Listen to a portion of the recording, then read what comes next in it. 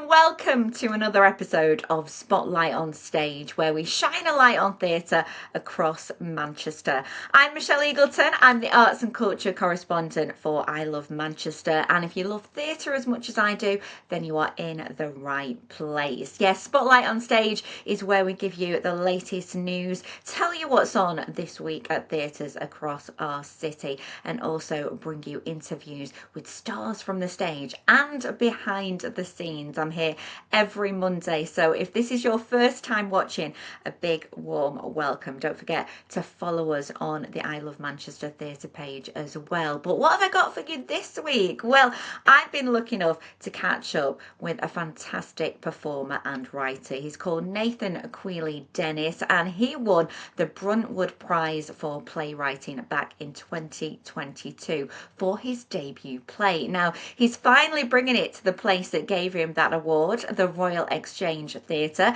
It opens on the 28th of October. It's called Bullring Techno Makeout Jamz. But what's it all about? Well, I found out what the lowdown is and also what it's like to actually be bringing this final version to that very stage.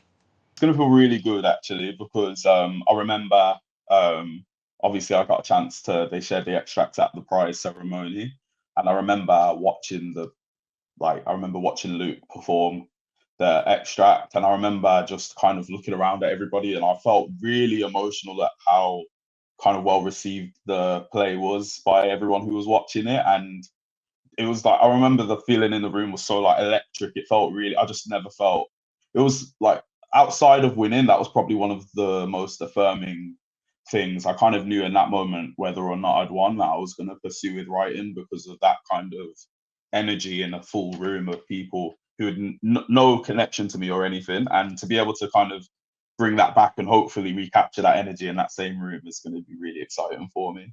Yeah, and I mean, to do this, to win that prize with your first ever play, I mean, that's going some, Nathan.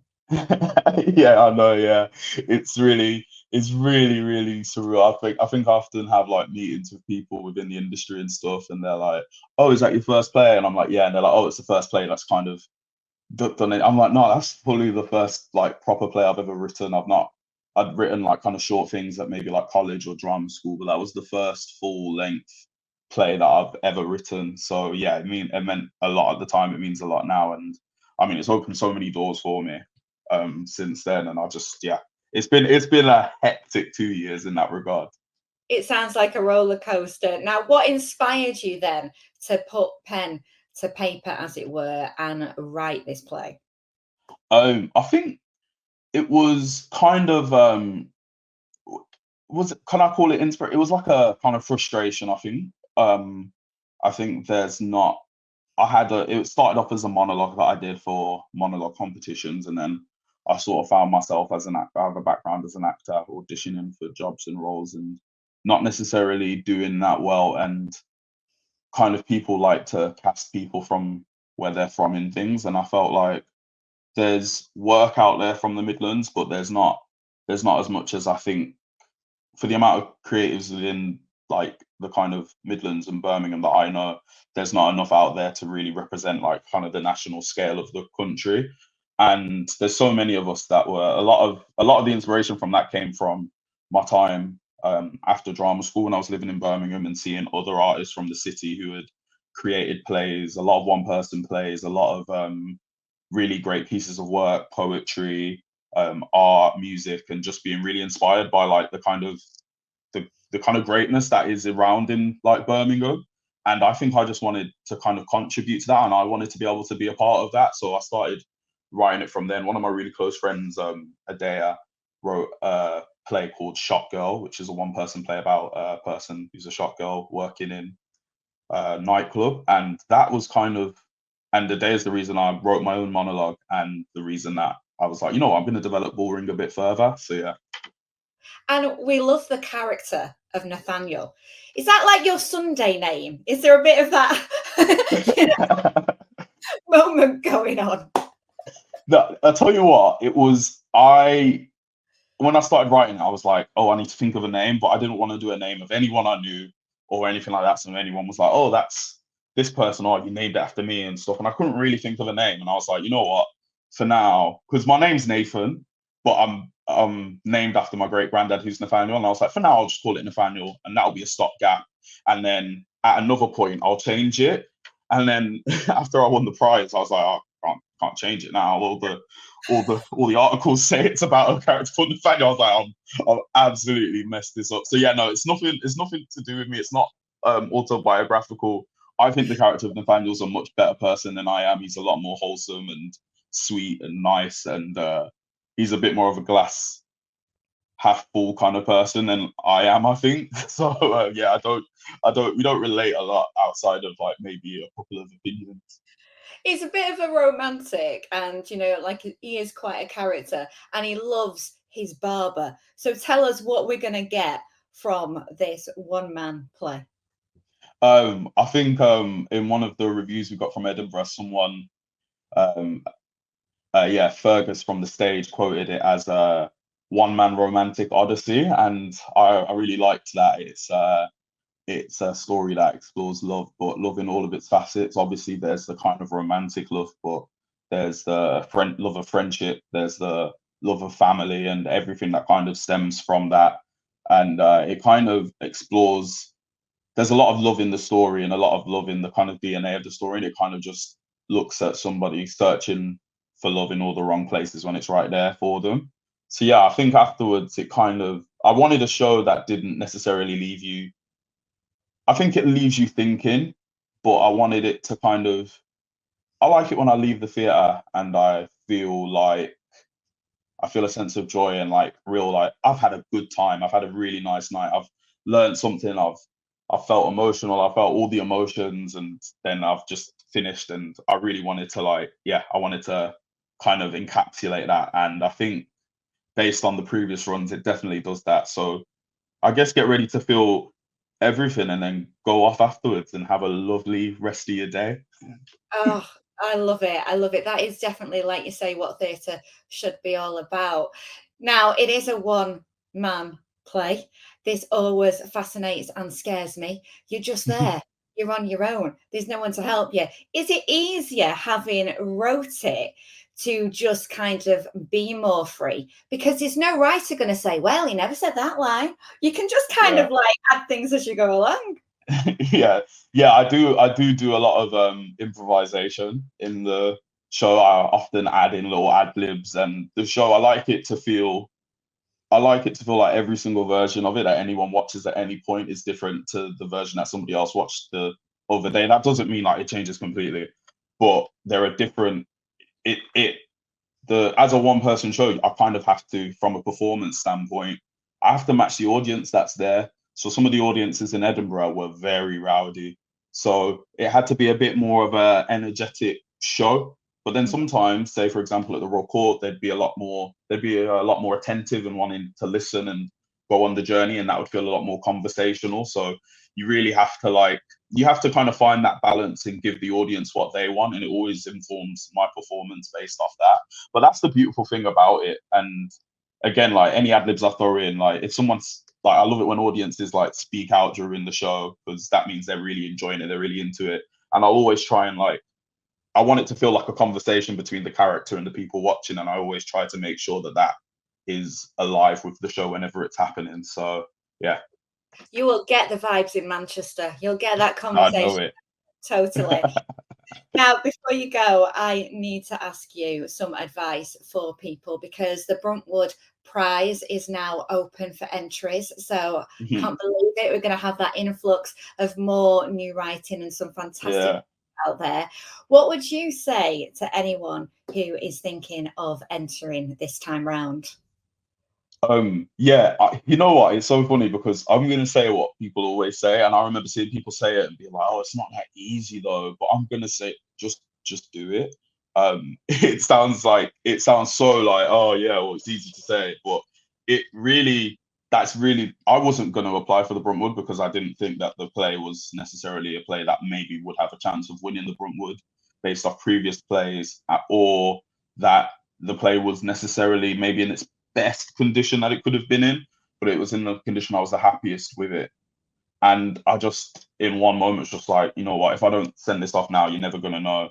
You get feedback if you're in the top like 100, 150 shortlisted scripts, and that was my goal. I was like, I just need to know if people read this play and like it ultimately, because no one had really read it before I applied for the Bruntwood, and I was just like, let's apply, see what happens. And I found out I was shortlisted. I was like, oh, on the shortlist, and I was like, oh my gosh, I was just trying to get on the long list. And then like you find out that you won, and then it's just like, what? And you just never know. You never know that people are always looking for something different. And if you feel like you have a voice or a story that you don't feel like is out there, I think you need to share that with the world and don't be afraid. And I also think it's worth noting that it doesn't have to be a complete finished article. It does, like, you can't just submit like a 10-page kind of like pitch document, but the play that won the Bruntwood and the play that is the published version has come like a long way. Like the Bruntwood and the Royal Exchange did a lot of support in terms of me actually developing the play, because I'd never R&D'd it and stuff like that. So yeah, I'd always just say, like, don't be afraid. The worst thing that can happen is like a no, and then you just go back and work on it again. So yeah, just put yourself out there. It's scary, it's hard to do, but I wouldn't have imagined like 2 years ago today that I'd be in the position I'm in now. So you just got to do it. Fantastic guy, a brilliant one-man play. If you want to go and see it, then do get your tickets. You can do that by going to our website, ilovemanchester.com/theatre. And if you watched Spotlight on Stage last week, you will know that the Royal Exchange have announced that tickets for Bullring Techno Makeout Jamz are going to be £15 across the board, which I think is absolutely brilliant and very accessible. It runs from the 28th of October to the 30th of October. You don't want to miss it. But talking of what is on the stage, well, let's have a look what else you can see this week in Greater Manchester. Well, if you love your musicals, you can't go wrong with a brand new one, which is rocking Manchester right now. It's at the Opera House. It is, of course, Burlesque the Musical.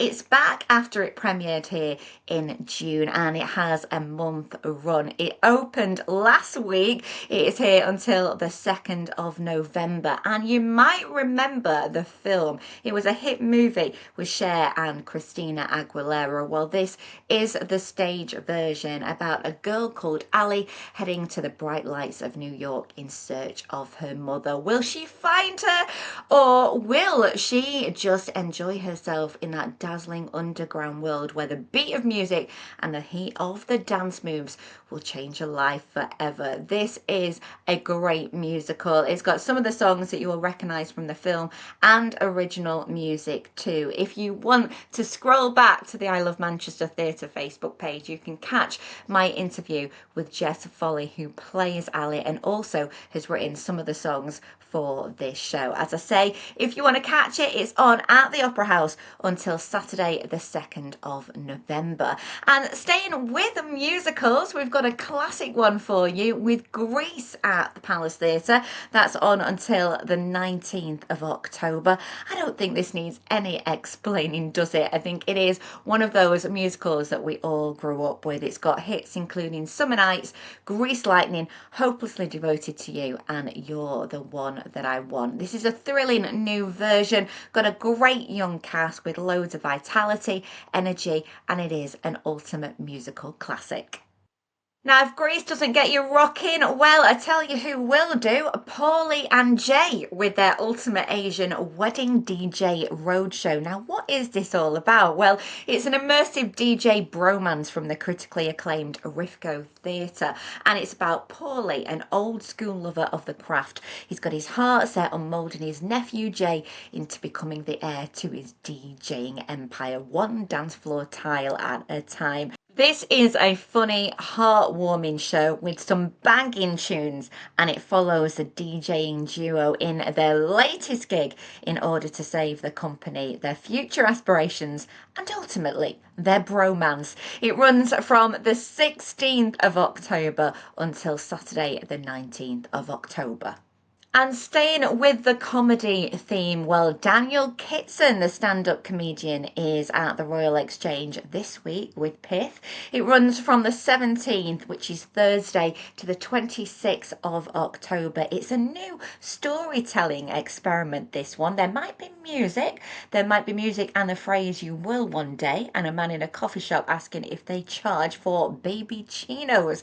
There might be someone's hand in mine when I wake up with the sound of "somewhere else" and a notebook full of crossed out names. That is what Daniel says. Expect the unexpected as he returns to Manchester for the first time since 2017 with this brand new show about having ideas, telling stories, and starting again and again. Then finally, we have got Lizzie the musical ramping it up at Hope Mill Theatre. It opens on the 17th of October, and if you didn't catch it last year, you definitely have to catch it now. It is a true crime rock musical, and it is back after its sellout run last summer. It's here for a limited 4-week run, and it explores the life of Lizzie Borden. Now, this is a true story. Lizzie was accused of murdering her father and stepmother with an axe in the late summer of 1892 in Massachusetts. So the musical delves into her complex psyche, speculates on the motivations she may have had, the loss of inheritance, history of sexual abuse, oppression, and madness. This is an all-female cast. It will have you rocking till you drop, and it's also supported on stage by an all-female band. Lizzie has swung her axe now in over 60 cities, 6 countries in 5 languages, and has dozens of awards, including 8 Best Musical Awards. It runs at Hope Mill Theatre until the 17th of November. Wow, what a lineup this week at the theatres. If you want to see any of those shows I've just mentioned, then do head to our website. We've got loads of information on there. We've got reviews, and also you can book those all important tickets. It's ilovemanchester.com/theatre. Thanks for joining me this week on Spotlight on Stage. As I say, I'm here every Monday bringing you the latest. Until then, have a great week yourselves, and I'll see you next week.